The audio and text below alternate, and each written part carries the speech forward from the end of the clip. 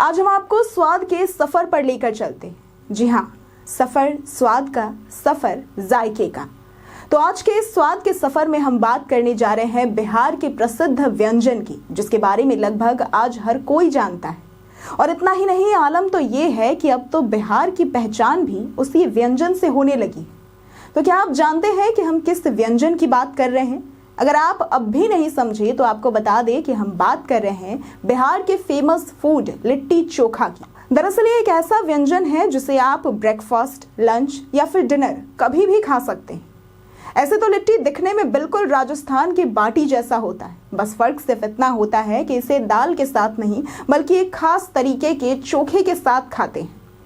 अगर बात करें इसे तैयार करने के तरीके के बारे में तो आपको बता दें कि सबसे पहले आटे में स्टफिंग भरी जाती है, जो कि चने को पीस कर बनाए गए सत्तू की होती है, और इसे भुने हुए बैगन या फिर मसले हुए आलू के चोखे के साथ सर्व किया जाता है। ऐसे तो ये व्यंजन बिहार में काफी ज्यादा प्रसिद्ध है, लेकिन क्या आपने कभी ये सोचा है कि सबसे पहले लिट्टी चोखा किसने बनाया था, या फिर इसकी उत्पत्ति कहाँ से हुई थी?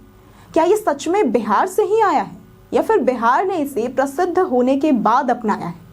तो चलिए आज हम आपको लिट्टी चोखा के इतिहास से जुड़े कुछ ऐसे ही रोचक तथ्य बताते हैं कि आखिर ये इतना प्रसिद्ध कैसे हुआ और इसकी उत्पत्ति कहां से हुई। ऐसा माना जाता है कि मगध साम्राज्य के सैनिक इसे काफी ज्यादा पौष्टिक और पोर्टेबल व्यंजन मानते थे, इसलिए इसे अपने साथ युद्ध के समय में भी ले जाया करते थे।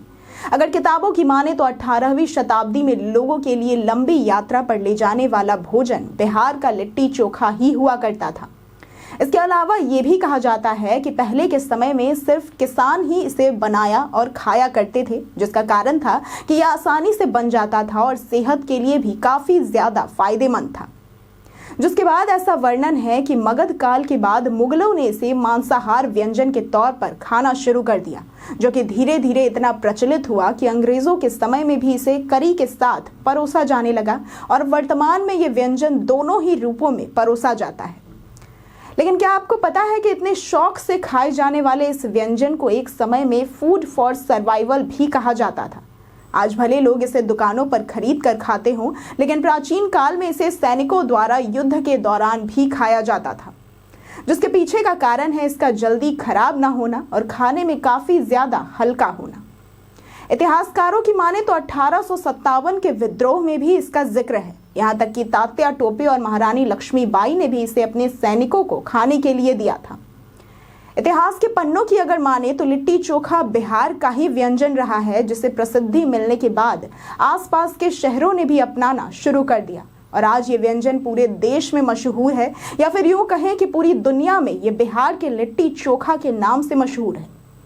आमतौर पर बोले तो लिट्टी चोखा महिलाओं की रसोई का हिस्सा कम और पुरुषों के यात्रा का हिस्सा ज्यादा रहा है। इसे अपनी सुविधा के अनुसार कैसे भी बनाया और खाया जा सकता है। जैसे कि आपके पास घी है तो घी डालकर बनाए, नहीं है तो ऐसे भी बना सकते हैं। चटनी है तो भी ठीक, नहीं है तो भी ठीक। अगर इसमें मौजूद पोषक तत्वों की बात करें तो इसमें विटामिन और मैग्नीशियम भरपूर मात्रा में होता है, जो कि खाने को पचाने में सहायता करता है। लिट्टी चोखा में नासुनीन और फाइबर भी पाया जाता है, जिसकी वजह से ये एंटीऑक्सीडेंट की तरह काम करता है। लिट्टी में भरे चोखे के कारण शरीर ठंडा रहता है और गर्मी कम लगती है। तो कैसा लगा आपको आज का ये लिट्टी चोखे की रोचक तथ्य? ऐसी ही तमाम खबरों और जानकारियों के लिए देखते रहें